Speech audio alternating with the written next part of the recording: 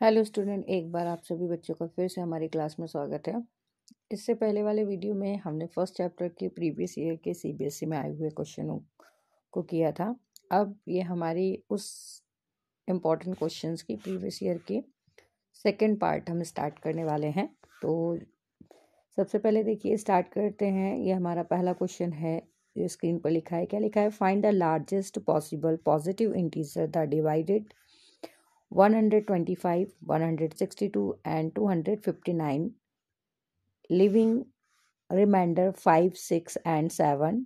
यहाँ पर आपको ये दे रखा है कि ये जो नंबर्स दे रखे हैं, क्या 125, इसके बाद 162 और 259, क्या ऐसा पॉसिबल है? इसमें सबसे बड़ा ऐसा लार्जेस्ट नंबर हमको फाइंड आउट करना है, जिससे डिवाइड इन सभी नंबर को डिवाइड करने के बाद में रिमाइंडर कितना बचना चाहिए? 5, 6 और 7 बचना चाहिए। ठीक है, इस टाइप के क्वेश्चंस कई पूछे जाते हैं, तो ध्यान से समझिएगा।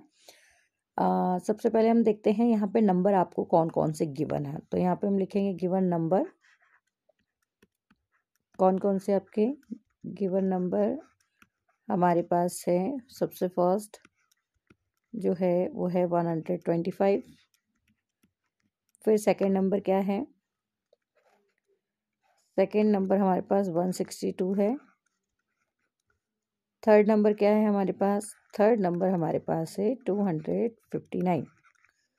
ठीक है, अब रिमाइंडर बचने का मतलब क्या होता है कि जब हम पूरा डिवाइड किसी में दे देते हैं, तो डिवाइड देने के बाद में लास्ट में कोई नंबर आपको बचता है, उसे हम रिमाइंडर कहते हैं। तो ये बचा हुआ नंबर तो ये खुद ही दे रहे हैं आपको। क्या दे रहे हैं? बचा हुआ नंबर इन्होंने हमें क्या दिया है? 5 दिया है।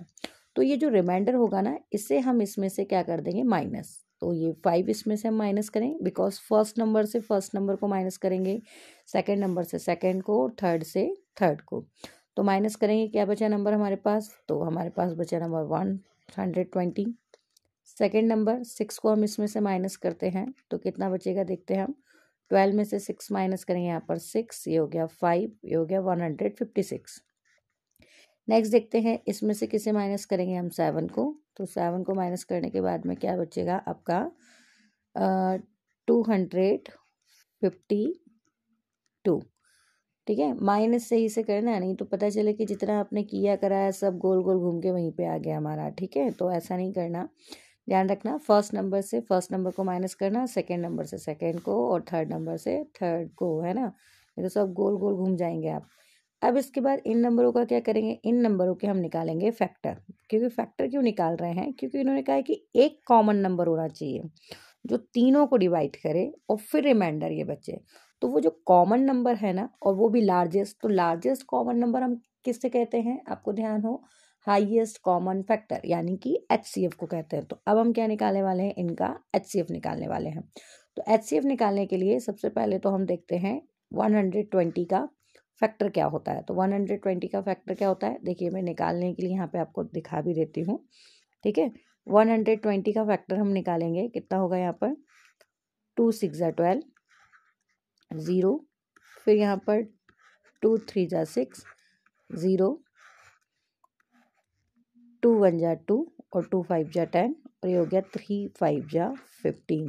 ठीक है, नहीं आए तो बिल्कुल करके देखिए, कहीं गलती से ऐसा मत सोच लीजिएगा कि नहीं हमारा तो, हमको तो आता है, हम तो अपने आप में पूरा मैथमेटिक्स हमको आता है, और आप डायरेक्ट लिख के आ जाएं। आता है डायरेक्ट तो बहुत अच्छी बात, आप डायरेक्ट लिख दीजिएगा कि 2 की पावर कितना है?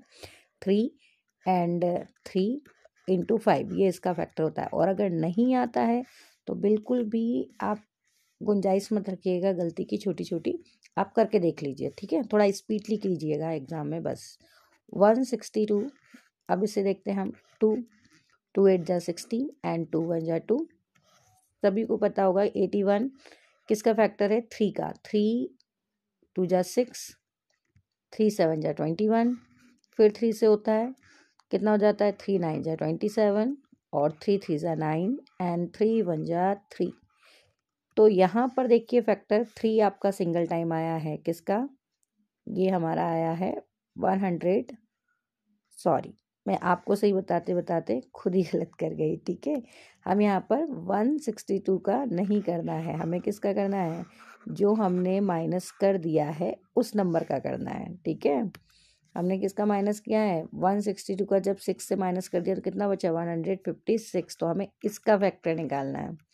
तो अब हम करेंगे यहाँ पर 2 से स्टार्ट। 2 7 जा 14, 2 8 जा 16, इसके बाद में 2 3 जा 6, 2 9 जा 18 एंड फिर करेंगे हम 3 1 जा 3 और 3 3 जा 9 और ये आपका हो गया 13 1 जा 13।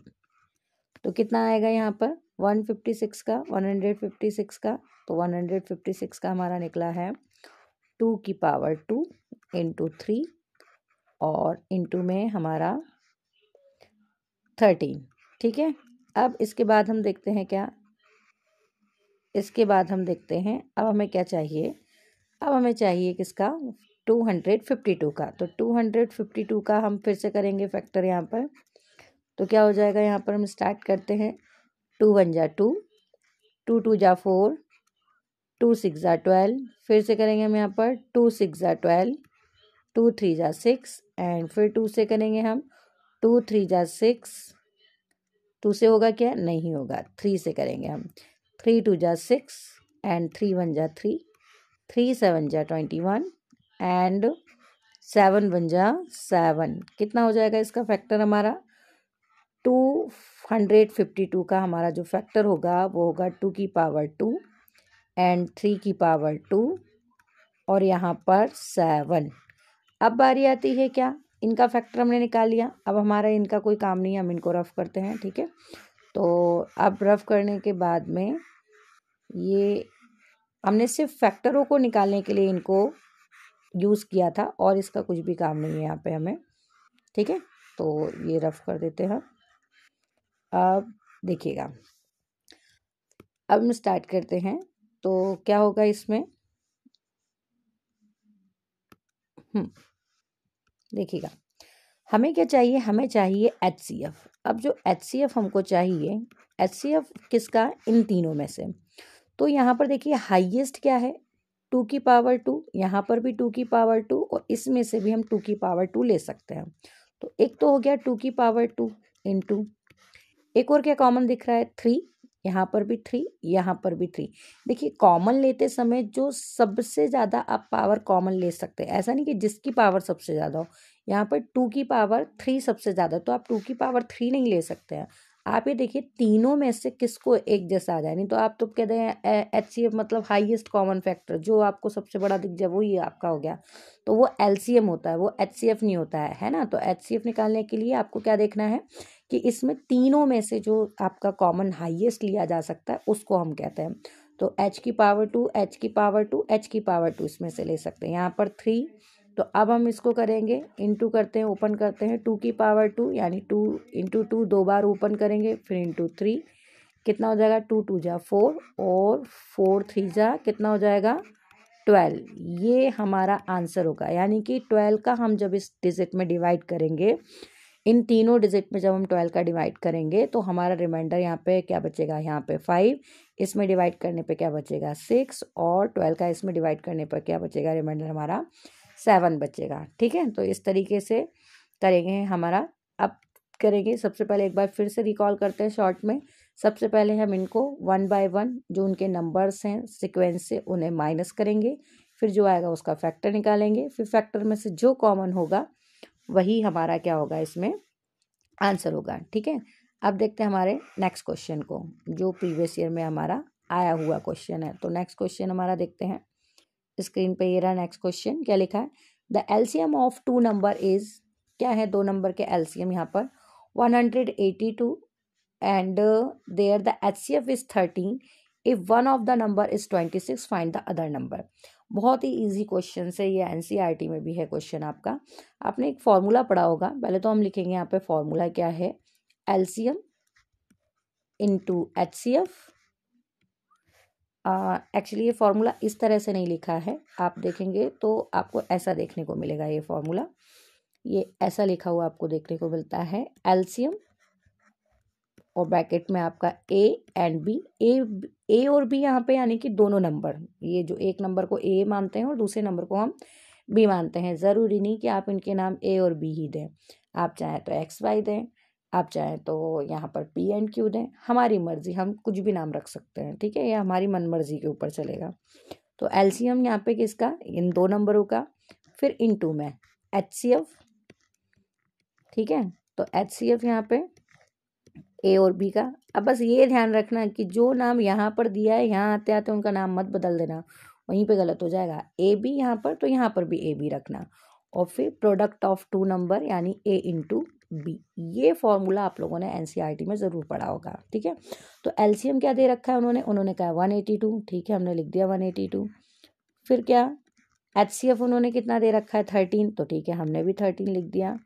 उन्होंने कहा एक नंबर 26 है, मान लेते हैं वो जो एक नंबर है वो ए है। ए कितना है आपके पास 26, और हमें क्या निकालना है बी यानी कि अदर नंबर निकालना है। अब देखिएगा आप, मतलब पहली दूसरे के बच्चों की तरह ऐसे मत कीजिए कि इंटू वाला डिवाइड में जाएगा, ऐसा नहीं। आप लोग हम पता है अब हम 10th क्लास में आ गए, मतलब हम बड़े हो चुके हैं, तो सॉल्यूशंस भी आपका कैलकुलेशन भी थोड़ा उसी स्टैंडर्ड का होना चाहिए, ठीक है। तो क्या करेंगे अब हम कैलकुलेशंस करने के लिए, इसे हम करते हैं डिवाइड। तो डिवाइड करते हैं हम, तो क्या लिखेंगे यहाँ पर 13 से, देखो 13 2 जा 26 है ना। फिर क्या 2 से ये कटेगा, बिल्कुल कटेगा। 2 से अगर हम काटते हैं इसको तो कितना हो जाएगा, 2 9 जा 18 एंड 2 1 जा 2, यानी कि यहाँ पे क्या बचा 91 इंटू 1, यानी कि डिवाइड होने के बाद कुछ नहीं बचता है तो 1 बचता है, ठीक है। और यहाँ पर क्या बचा 1 इंटू बी, तो यहाँ पर क्या हो गया 91 1 जा 91, और बी का इंटू 1 में करेंगे तो बी, यानी कि जो अदर नंबर हमारा आया है वो कितना आया है 91। देखिए अगर किसी को ऐसा समझ में नहीं आए तो कोई दिक्कत वाली बात नहीं है, मेरा ऐसा मानना है कि आप जितना कैलकुलेशंस में टाइम बचा सकते हो उतना बेटर है। इसको इस फॉर्म में ये कन्वर्ट करके हमने कैंसिल किया, 182 इंटू में 30, और जो इंटू का होता है वो कहाँ आता है डिवाइड में, यानी कि ये 26। इस कंडीशंस में आके हमने इसको क्या किया है डिवाइड किया है। पर बेटर ये है कि आप अब इसे डायरेक्ट कट करना सीख जाएं, ठीक है। अब देखते हैं हमारा नेक्स्ट क्वेश्चन, नेक्स्ट और लास्ट क्वेश्चन आई थिंक, ठीक है। फिर इसके बाद हमारा सेकंड चैप्टर पॉलिनोमियल स्टार्ट हो जाएगा, और वो जो है हमारा हम नेक्स्ट वीडियो में कंटिन्यू करेंगे। देखिए ये जो क्वेश्चन है ना, so that 5 + 2√7 is a irrational number. देखिए बोर्ड एग्जाम में ये बात तो फिक्स है कि इरेशनल से रिलेट करता हुआ एक क्वेश्चन आपसे 101% वो पूछते ही पूछते। ये ज़रूरी नहीं है कि जो डिजिट स्क्रीन पर आपको दिख रही है वही डिजिट में वो आपसे क्वेश्चन पूछे, ठीक है। आपसे √3 prove that the √3 is irrational number, या इस जगह पे कोई और नंबर भी हो सकता है। आपको करना बिल्कुल यही मेथड से है, ठीक है।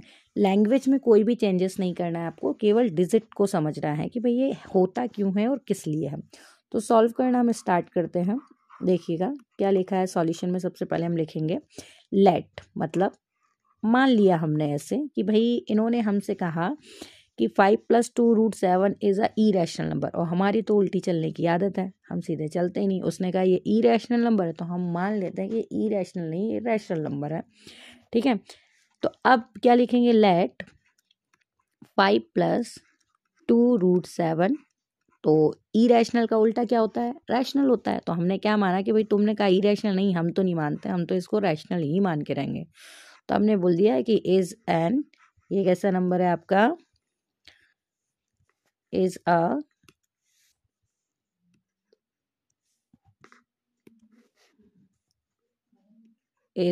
रैशनल नंबर, ठीक है। हमने उल्टा मान लिया, हमने कहा देखो हम इसको रैशनल प्रूफ करके ही बताएंगे आपको। अब देखते हैं होता है कि नहीं होता है।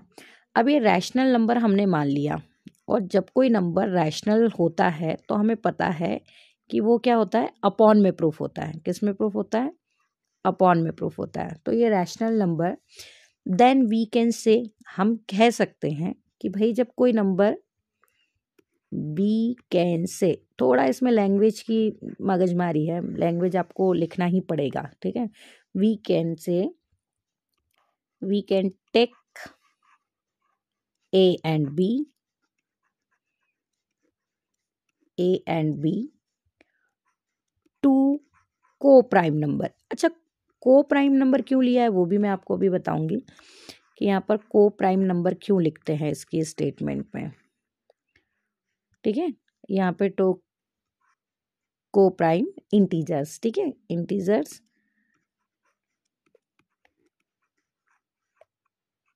को प्राइम इसलिए कहा जाता है कि आपको पता है जैसे कोई नंबर जब रैशनल होता है तो हम कैसे लिखते हैं उसे 2/3, 5/4, यानी कि ऐसे नंबर जो सेल्फ अपनी टेबल से डिवाइसेबल होते हैं, ठीक है।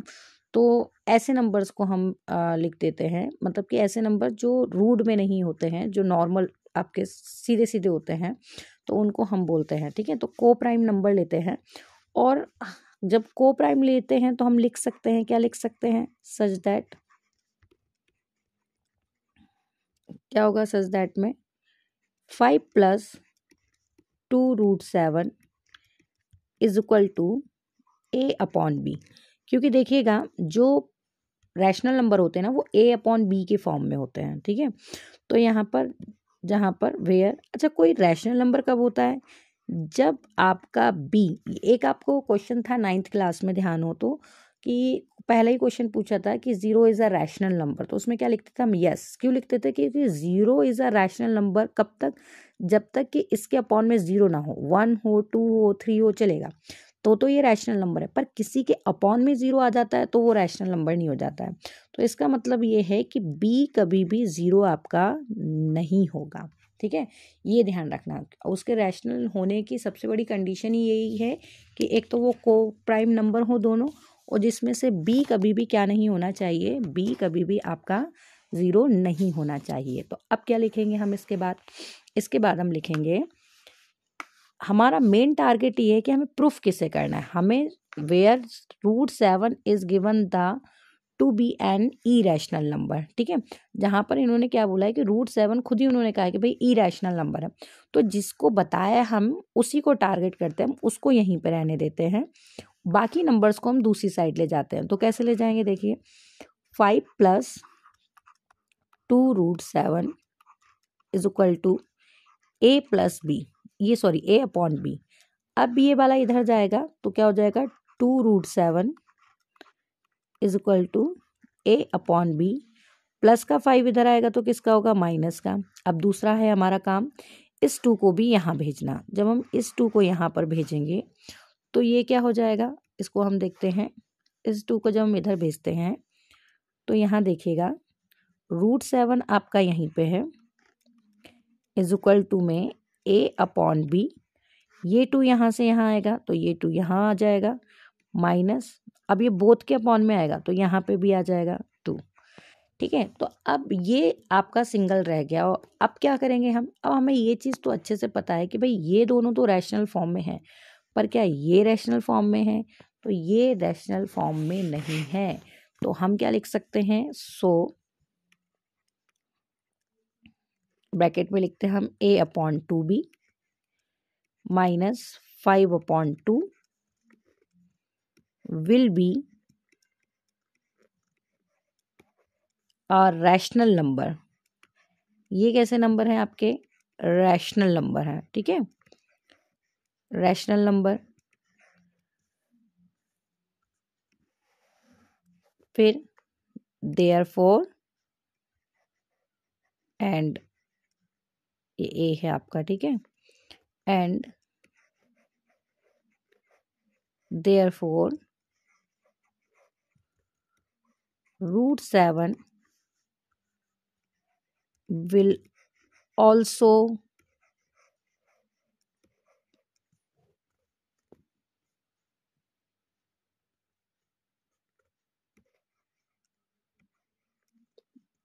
be irrational number।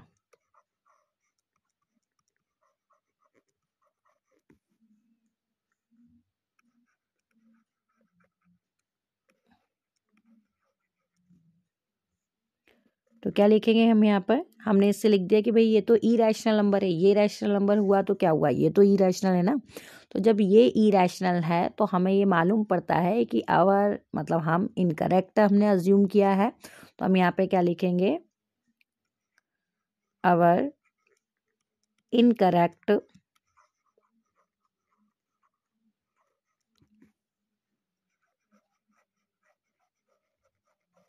assumption that 3 plus ये क्या है आपका 5 plus 2√7 is a rational number. यानी कि हमने ये गलत ऐसा मान लिया था स्टार्टिंग, भैया हमसे गलती हो गई कि हमने इसको रैशनल नंबर मान लिया, क्योंकि जब हमने इसको सॉल्व करके देखा तो पता पड़ गया कि भैया ये तो एड्रेस गलत निकल गया हमारा, यानी कि ये तो आपका कैसा निकल गया, रैशनल नहीं निकला, ये इरैशनल निकला। इससे क्या प्रूफ होता है कि भाई ये नंबर ही कैसा हो गया आपका, इरैशनल हो गया। देखो लैंग्वेज हो सकता है कि आप थोड़ी बहुत ऊपर नीचे कर दें, हो सकता है आपको अलग लैंग्वेज याद हो आप वो लिख दें, पर करने का जो मेथड इसका जो ये वैल्यू रहती है ये सेम ही रहती है। ठीक है, ये किन में अलग होती है, केवल √5 और √7 सिंगल सिंगल होते हैं, √5 √7 √3 उनमें ये सिंगल सिंगल वाली अलग होती है। बाकी थोड़े जो क्वेश्चंस रहते हैं वो आपके सारे सेम रहते हैं। ठीक है, तो आपके जो फर्स्ट चैप्टर के जो प्रीवियस ईयर के जो इम्पोर्टेंट क्वेश्चंस थे उसके अकॉर्डिंग मैंने सीबीएसई के आपके क्वेश्चंस की ये सीरीज़ कंप्लीट करवा दी है। हमारे नेक्स्ट वीडियो में जो हम करेंगे वो हम करेंगे क्लास 10th की पॉलिनोमियल को स्टार्ट। ठीक है, इसके बाद आप देखिए ये पॉलिनोमियल्स के बहुत ही अच्छे क्वेश्चन सिलेक्टेड हमने कर रखे हैं, और उसके बाद में आप देखेंगे 3rd चैप्टर 4th चैप्टर सारे ही चैप्टर आपको इसी तरीके से कंटिन्यू देखने को मिलेंगे। ठीक है, तो वीडियो को ज़्यादा से ज़्यादा अपने फ्रेंडों के साथ शेयर करें। ठीक है, ताकि उनकी भी हेल्प हो। और भी आप किसी तरह के वीडियो पर्टिकुलर चाहते हैं कि क्वेश्चंस या चैप्टर, तो आप कमेंट्स करके मुझे ज़रूर बताएं।